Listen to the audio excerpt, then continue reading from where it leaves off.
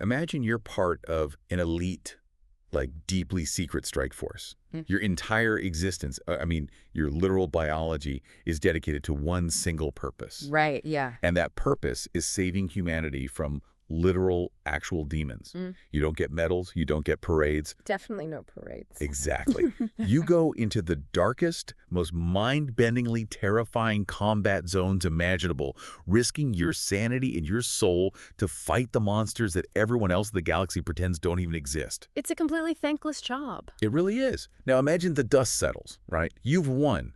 You just saved millions of innocent people from a fate infinitely worse than death. Mm-hmm. You look at the survivors, these exhausted, bleeding men and women who just held the line against hell itself. And then your own bosses turn to you and deliver your next order. And it's an unthinkable order. Totally unthinkable. Yeah. To keep your existence a secret, to keep the nature of the enemy a secret, you now have to exterminate every single innocent person you just saved. It completely shatters the traditional hero's journey, you know. You aren't rewarded for your impossible victory. Your reward is being ordered to commit a staggering moral atrocity against the very people you were built to protect. Right. And this is the central, absolutely devastating premise of today's deep dive. We are exploring a celebrated standalone novel from 2012 called The Emperor's Gift. It's such a heavy book. Oh, it really is. It's set in the grim, high-stakes universe of Warhammer 40K, specifically following a faction called the Grey Knights. Yeah, and our mission today isn't just to, recap a sci-fi war story. No, not at all. We're going to explore the profound themes this book wrestles with, the absolute extreme limits of duty, the terrible cost of keeping secrets, Yeah. what it looks like for a hero to face total moral ruin. It's a lot to unpack. It is. Okay, let's unpack this. Because to really feel the emotional weight of this book, you have to understand the foundational lore of who these people are. The Grey Knights aren't just special forces in space. No, not even close. To grasp who they are, we have to look at the macro-level structure of the universe they operate within. Right, the big picture. Exactly. The Imperium of Man is this sprawling, decaying galactic empire of a million worlds, and it is beset on all sides by existential threats. Just constant danger. Constant. So, to manage those threats, they have an organization called the Inquisition. Which sounds exactly as friendly as you'd expect. Yeah, the Inquisition is exactly what it sounds like, but dialed up to a galactic scale of absolute, unquestionable, and often totally ruthless authority. Right. And within the Inquisition, you have different branches. The Grey Knights serve as the Chamber Militant, basically the military arm of a specific branch called the Ordo Malleus. Wait, let me pause you there, because we need to define some of these terms for anyone not fully immersed in this lore. Good call. The Ordo Malleus. That translates roughly to the Order of the Hammer, right? Correct, yeah. And their specific job is demon hunting. But when we say demons, we really need to explain what we mean in the context of this universe. What exactly is the Ordo Malleus fighting? That is a crucial distinction. In this setting, demons are not just, monsters with horns hiding in caves. Right, they aren't just big animals. Exactly. They are entities from an alternate dimension known as the Warp, or the Sea of Souls. So, an entirely different plane of reality. Yes. And it's a plane of reality made entirely of psychic energy. It's shaped by the raw emotions and thoughts of every sentient being in the galaxy. It is so wild. It is. If 1 trillion people feel rage, that rage coalesces in the Warp into a literal predatory god of war. Which then spawns lesser demons of rage, right? Precisely. It is a fundamental law of physics in this universe that intense emotion breeds actual physical nightmares. This is collectively referred to as chaos. And chaos is insidious, isn't it? Highly insidious. It doesn't just attack you physically, it attacks you conceptually. It corrupts the mind. A whispered promise, a moment of vanity, a second of despair. That is all it takes for chaos to take root in a person's soul, mutate their body, and tear a hole in reality to let more demons pour through. Which is exactly why the Ordo Malleus exists. They are fighting a conceptual cancer that feeds on human emotion. Yes, that's a great way to put it. And that brings us back to their military arm, the Grey Knights. Because if you are fighting an enemy that can corrupt a soldier just by talking to them, you need a very specific kind of soldier. You need a weapon that cannot be broken. In this universe, humanity uses genetically modified super soldiers known as Space Marines. Right. Right, the big guys. The big guys. They are massive, engineered for war, and heavily indoctrinated. Standard Space Marines trace their biological lineage, their gene seed, back to demigod generals known as Primarchs. But the Grey Knights are different. Fundamentally different. Their gene seed doesn't come from a Primarch. It is explicitly derived from the Emperor of Mankind himself, The big boss. the biggest boss. That biological and spiritual lineage is the titular Emperor's gift. And what does that gift actually do? I mean, all Space Marines are tough, but the Grey Knights have a very specific upgrade. It grants them absolute, unequivocal purity. What's fascinating here is that in a galaxy where literally anything and anyone can be corrupted by chaos, where entire planets have fallen, where other Space Marines have turned traitor in the millions, the Grey Knights are immune. Right, entirely immune. Entirely. In over 10,000 years of their recorded history, not a single solitary Grey Knight has ever fallen to the corruption of chaos. Not one. That is an unbelievable statistic. 10 millennia of constant warfare against a corrupting force and 0 casualties to that corruption. It's beyond a statistic, really. It's a metaphysical absolute. Their purity is so intense that their mere physical presence is considered anathema to demons. Like it physically hurts them? Exactly. They don't even have to draw a weapon. Just walking into a room causes entities of the warp to experience agonizing pain. Their souls are blindingly bright to these creatures. Furthermore, because this perfect record is the Imperium's only true failsafe against the demonic, their very existence is a fiercely guarded secret. Right, nobody knows about them. The general population of the Imperium has no idea they exist. Even most standard military commanders think they are a myth. I have to push back on this whole concept, though. Oh. How so? That sounds, well, kind of boring. Boring. Yeah. I mean, if you were writing a story about a soldier who is magically immune to the enemy's primary weapon, where is the dramatic tension? If there is 0 risk of the protagonist turning evil, don't you just end up with an emotionless, invincible robot punching ghosts? That's a totally fair point, and actually the author of the book anticipates that exact critique. Really? Yeah, the brilliance of the Emperor's Gift is that it doesn't treat this incorruptibility as a cool superhero power. It frames it as a profoundly isolating psychological burden. Okay, I'm listening. Put yourself in their boots. What does it do to the psyche of a soldier to know, with absolute certainty, that they are the only truly pure force in a galaxy entirely consumed by rot, paranoia, and decay? Huh. I see what you mean. It's not a shield. It's a cage. Think of them like a cosmic hazmat team. A hazmat team. I like that. How does that translate to their combat experience? Well, think about a catastrophic chemical or radioactive spill, right? Okay. The hazmat team goes in. They're wearing these impenetrable suits. They are entirely immune to the toxic radiation they're walking through. The radiation literally cannot hurt them. Right, they're safe from the immediate threat.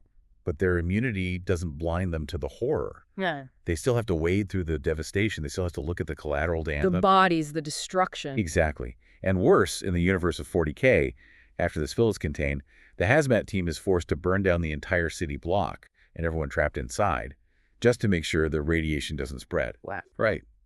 They are immune to the poison, but they are the ones tasked with executing the quarantine. That is a remarkably apt analogy, particularly the psychological aspect of the cleanup.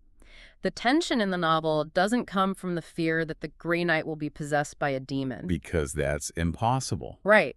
The tension comes from the horrific, traumatizing acts the Grey Knight is forced to commit to prevent that corruption from spreading to the highly vulnerable, completely unprotected people around them. And then layer on top of that the pressure of the 10,000-year track record. You mentioned they haven't had a single failure in 10 millennia.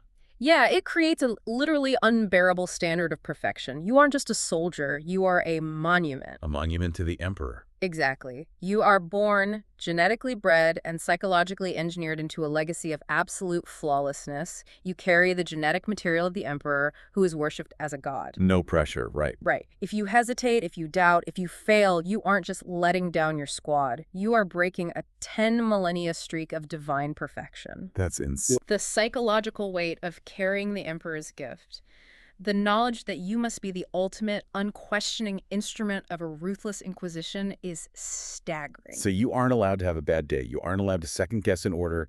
You are humanity's flawless weapon. Perfectly flawless. So we have this untouchable legend of the Grey Knights as a whole, this macro-level view of secretive, perfect demon hunters. Yeah. But if the book stayed at that altitude, it would just be a history textbook. Very dry. Exactly. The genius of the narrative is how it violently shifts away from that broad, sweeping view and takes us straight down into the mud. We get a deeply personal perspective through the eyes of the protagonist. The story transitions from the grand mythos of the chapter to the intimate, grueling reality of an individual. The entire novel is told through the first-person perspective of a character named Hyperion. Hyperion, Heh. who, when we meet him, isn't some ancient legendary hero, right? No, not at all. He's just a young initiate. He's newly assigned to a frontline unit called Squad Castion. And Squad Castion isn't just a random assortment of soldiers. No, it's a deeply bonded brotherhood. The author takes the time to flesh out these individuals. You have Justicar Galeo, the Stoic leader, The dad of the group. pretty much. And then you have Malcadiel, Sothis, and Celadus, and Dumenedon. These are the battle brothers Hyperion will bleed with, train with, and ultimately suffer with. Yeah. But before we explore the depth of that brotherhood, we have to look at how the book introduces us to Hyperion and the Grey Knight's methods in the field. Oh, man, the prologue. It is one of the most cinematic openings I've ever read. It's fantastic. It doesn't give you a slow, gentle lore dump to ease you into the world. It drops you right in medias res into absolute chaos. It plunges the reader straight into a worst-case scenario. Yes. The scene opens with a nameless Ordo Malleus Inquisitor. She is completely cornered in a room full of planetary leaders. But these aren't just corrupt politicians. No, they have fallen to chaos and things are degrading rapidly. These leaders are actively, physically transforming into demonic forms right in front of her. Just horrible mutations. Flesh is tearing, horns are growing, the fabric of reality in the room is breaking down. It's a total nightmare scenario, and she has seconds to live. A standard military response would be useless here. You can't call for backup and wait for a dropship when the people in the room are turning into warp entities. Right, there's no time for an extraction team. So what is her response? She doesn't scream, she doesn't panic, she just speaks one single word into her communicator. Hyperion. And instantly, a squad of 5 Grey Knights teleports directly into the confined room and completely annihilates the threat in a matter of seconds. It is a masterful, shocking opening. Let's pull apart that teleportation scene because understand the mechanics of it makes it so much more impressive. It really does. In a lot of sci-fi, teleportation is just a beam of light, right? And you magically appear somewhere else. Like Star Trek. Yeah, exactly. But in 40K, teleportation means you are temporarily tearing a hole through the warp, that dimension of pure psychic nightmare we talked about earlier, and translating your physical matter through hell itself to arrive at your destination. It is incredibly violent, both physically and psychically.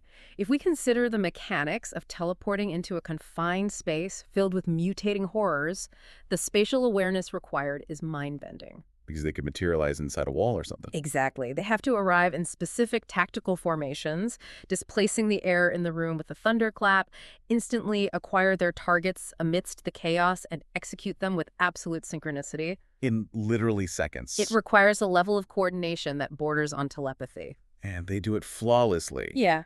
But because the book is written in the first person, we aren't just watching this from a bird's eye view. We are seeing it through Hyperion's eyes. You feel the psychic shock of the teleportation? Yeah, you feel the nausea, the static. You see the terrifying, calculated precision required behind that overwhelming force. The prologue establishes their modus operandi, sudden, overwhelming, surgical violence. But immediately after this explosive opening, the narrative does something very clever. It slows down. Right, it flashes back. It takes us away from the polished, perfect weapon and shows us how the weapon was forged. It takes us to Titan, the secret fortress moon of the Grey Knights, orbiting Saturn. Titan is such a bleak setting. We learn about Hyperion's recruitment and his training. And you have to understand, becoming a Grey Knight isn't just about doing a lot of push-ups and learning how to shoot. Not at all. It is a grueling psychic ordeal that breaks the human mind down to its base components. It is the systemic dismantling and remaking of an individual. The initiates undergo mind wipes. They forget their pasts, their families, their original names. It's totally erased. Erased. They are implanted with the Emperor's gene seed, which drastically mutates their bodies, but the mental trials are far worse. Tell them about the trials. They are exposed to simulated demonic incursions, psychic assaults designed to test their willpower until it fractures. The attrition rate is astronomical. Millions are tested, only a handful survive. I want you, the listener, to really imagine surviving that. You are a child, essentially ripped from whatever life you knew. Yeah. You were dragged to a frozen moon, your memories are stripped away, and you are subjected to the most traumatizing, psychologically devastating boot camp ever conceived.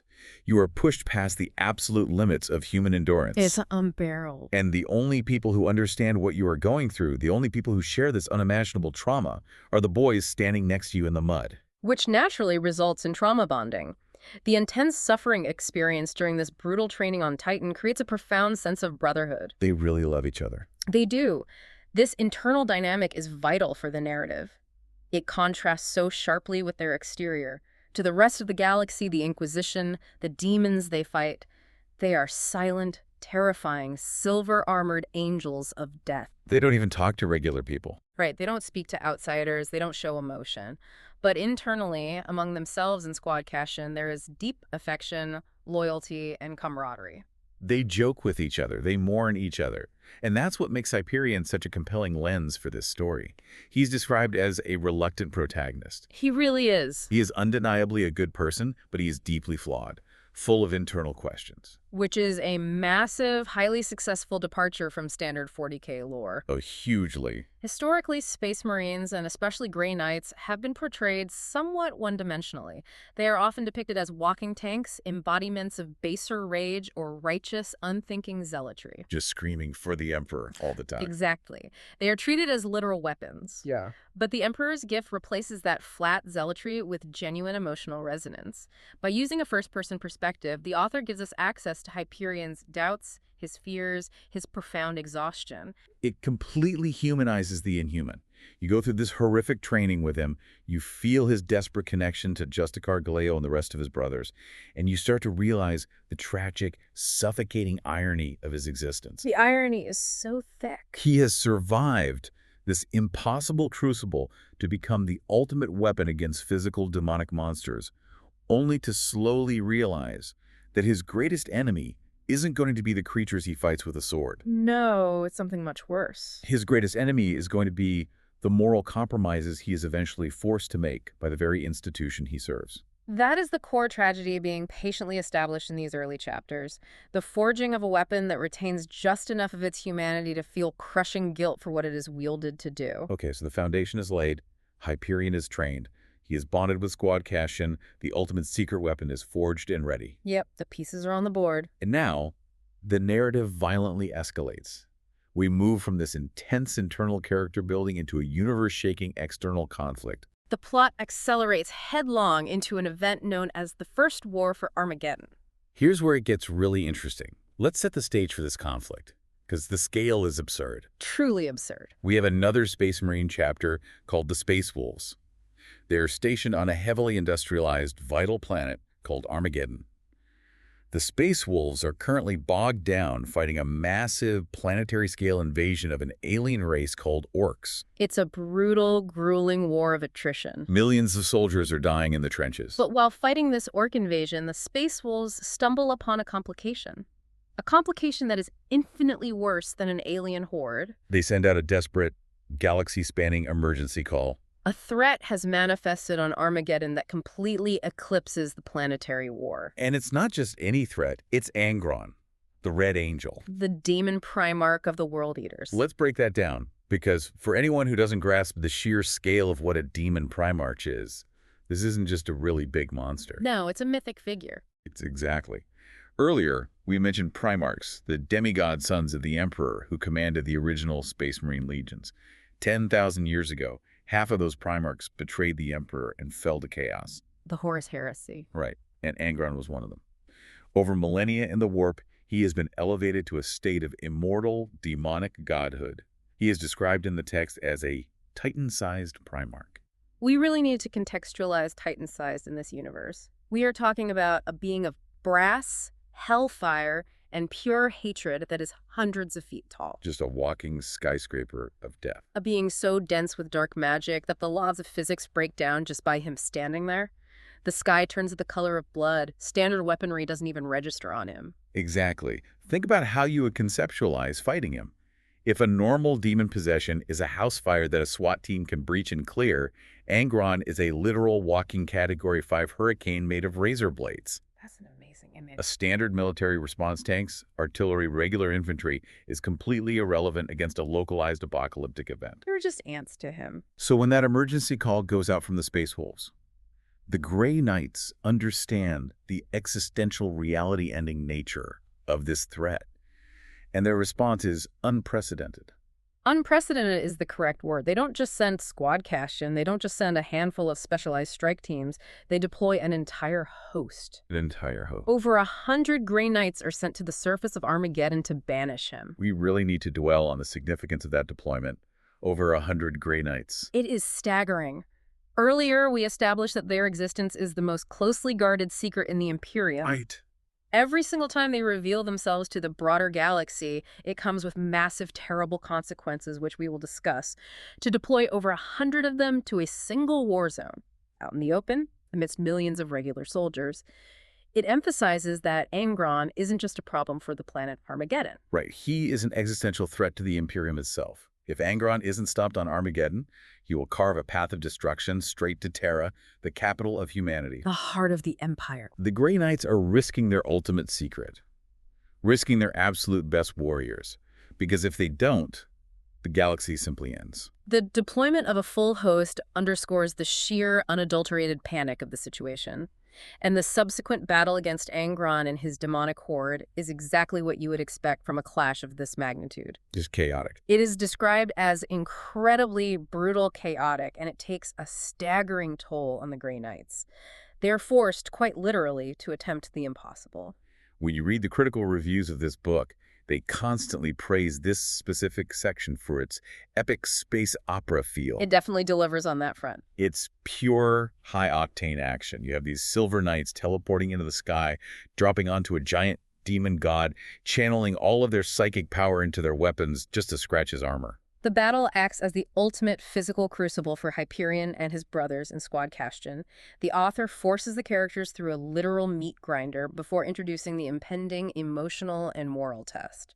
They really suffer here. They do. They are fighting a demigod. The casualties among the Grey Knights are horrific. Dozens of these perfect, incorruptible warriors, men who trained for a century, who survived Titan, are swatted out of the air and crushed in seconds. And it sets up a crucial, deeply important dynamic for the rest of the story. During this apocalyptic battle, Hyperion and his squad are bleeding and dying right alongside the Space Wolves. Side by side. They are fighting shoulder to shoulder with these other Space Marines and with the regular baseline human soldiers of the Imperial Guard to hold back the apocalypse. For a brief, shining moment in this grim universe, they are united. A true alliance. They are a brotherhood of humanity fighting in a desperate struggle for survival. And against all odds, they achieve the impossible. They banish Angron back to the warp. The physical threat is neutralized. They win. But the victory is entirely Pyrrhic. Yeah. Because as the dust settles on the blood-soaked plains of the First War for Armageddon, the true nightmare begins. The external, physical war against the daemon is over, and the internal moral war commences. This is the pivot. This is the moment the book goes from being a fantastic action story to a devastating, haunting tragedy. Exactly. So, the battle is won. The Space Wolves and the surviving guardsmen are cheering. But remember the Inquisition? Remember the Ordo Malleus, the bosses of the Grey Knights? They haven't gone anywhere. No, they haven't. They have incredibly strict, unflinching doctrines regarding demonic incursions. And the manifestation of a demon Primarch is a contamination event of unprecedented scale. The Inquisition operates on a terrifyingly simple, utterly ruthless logic. The mere knowledge of chaos.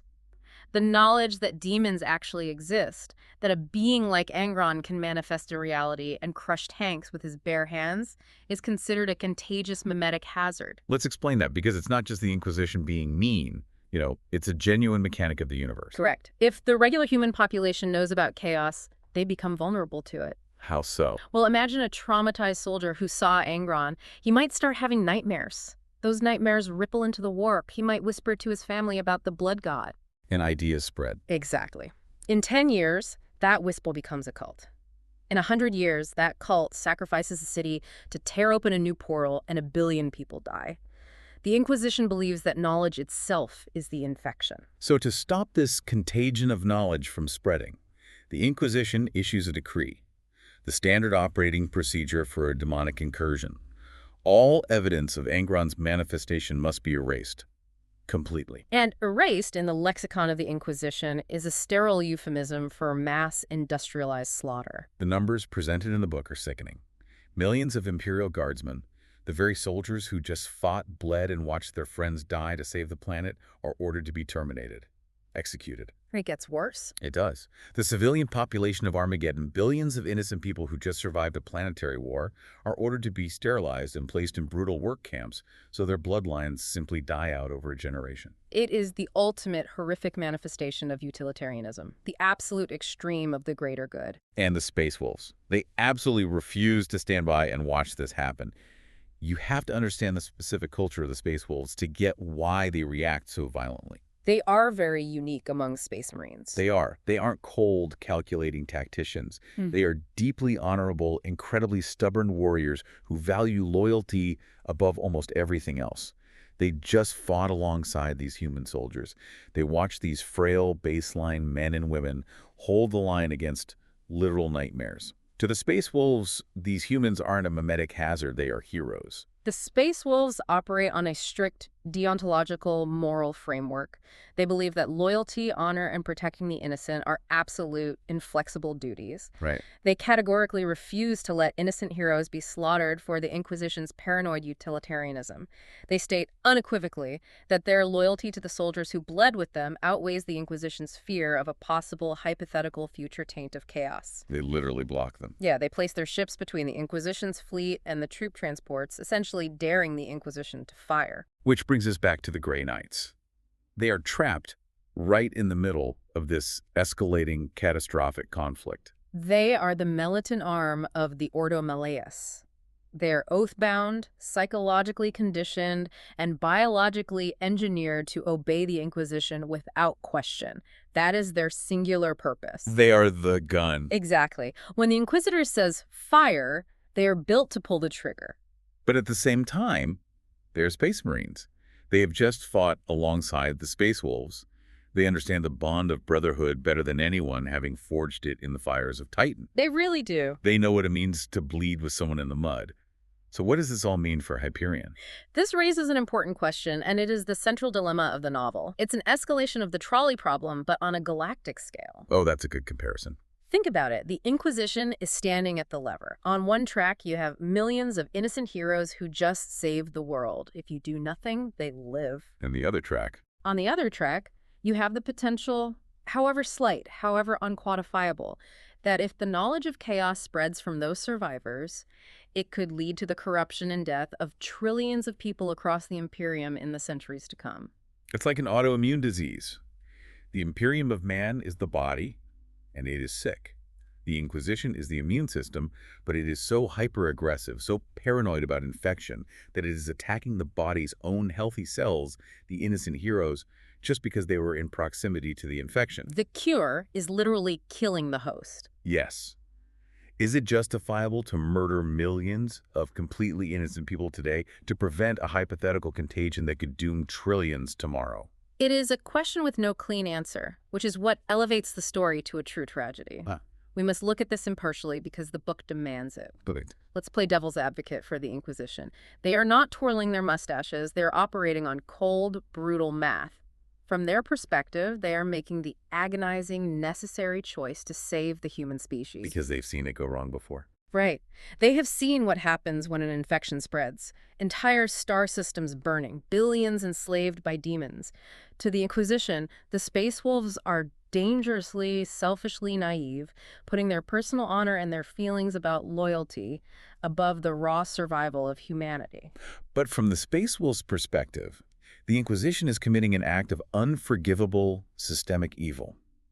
If an empire requires the systematic industrialized slaughter of its own loyal innocent heroes just to survive, does that empire even deserve to survive? That's the million-dollar question. At what point does the cost of survival strip away the humanity you are trying to protect?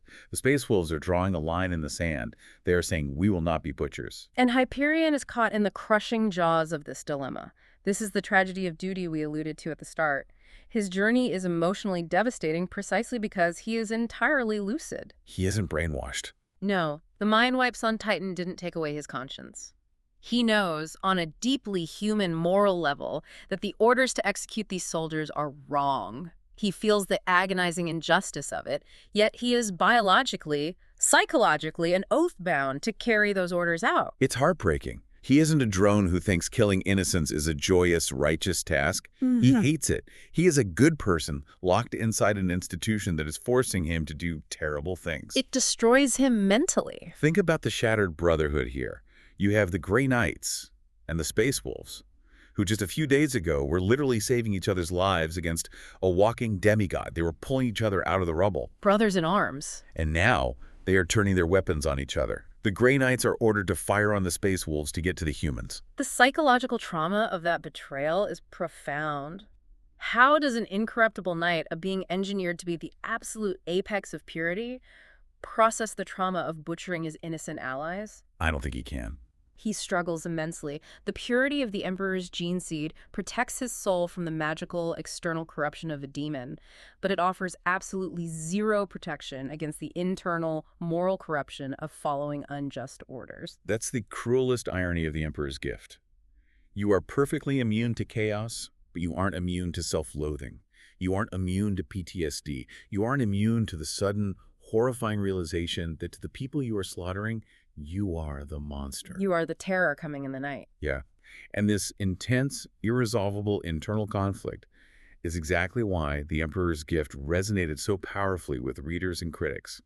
It pulls back from the visceral, bolter-firing gore of the battlefield and forces the reader to confront a deeply unsettling political and philosophical reality. Let's talk about that literary impact, because when you look at how the 40K community and critics reacted to this book, the reception is glowing. It really is. It is widely praised as outstanding. Many consider it easily one of the best novels ever published in the setting.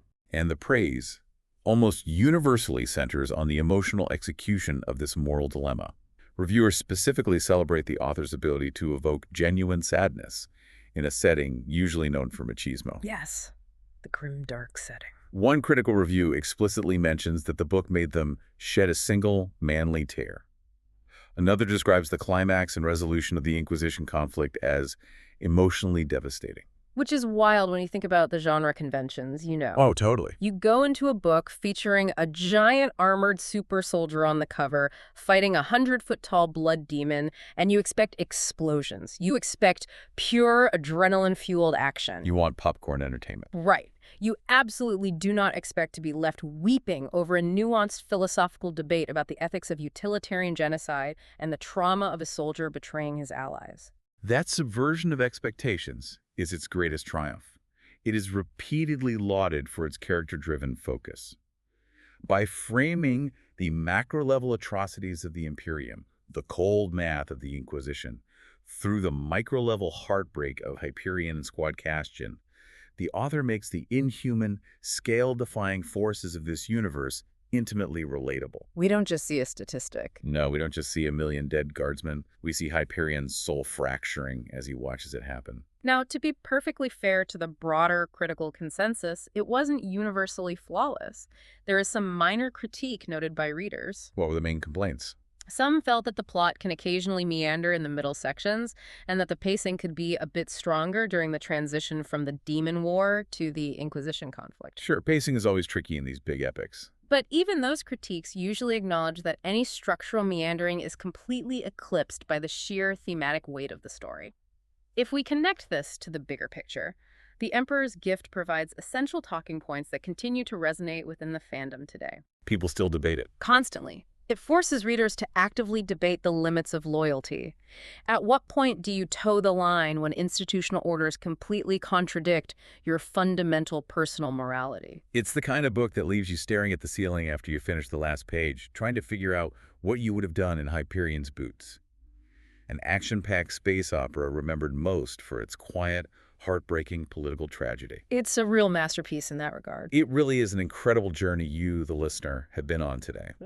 We started by learning about these flawless, secretive demon hunters, the absolute apex of biological and spiritual purity. The ultimate weapons. We walked through their visceral, mind-breaking training on the frozen surface of Titan, forged profound bonds of brotherhood, and fought in an epic, reality-breaking combat against a demon Primarch. And then the fall. Yes, And it all led straight into the crushing, inescapable moral ruin of unquestioning duty. The arc of the novel is a brilliant, tragic descent.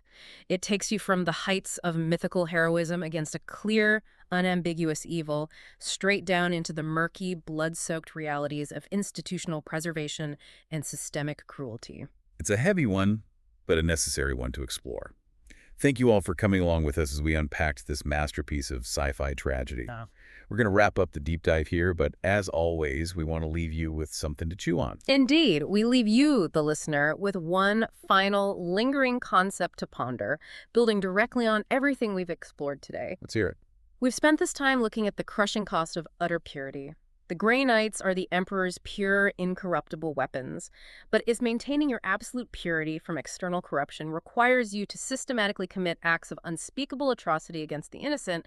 Does that purity even have any moral value left? Wow. Or is that uncompromising, ruthless pursuit of purity just another form of the very monster you are trying to destroy? A haunting question, and one that the book masterfully leaves entirely in your hands to answer. Thanks for listening. Keep asking the hard questions, and we will catch you on the next deep dive.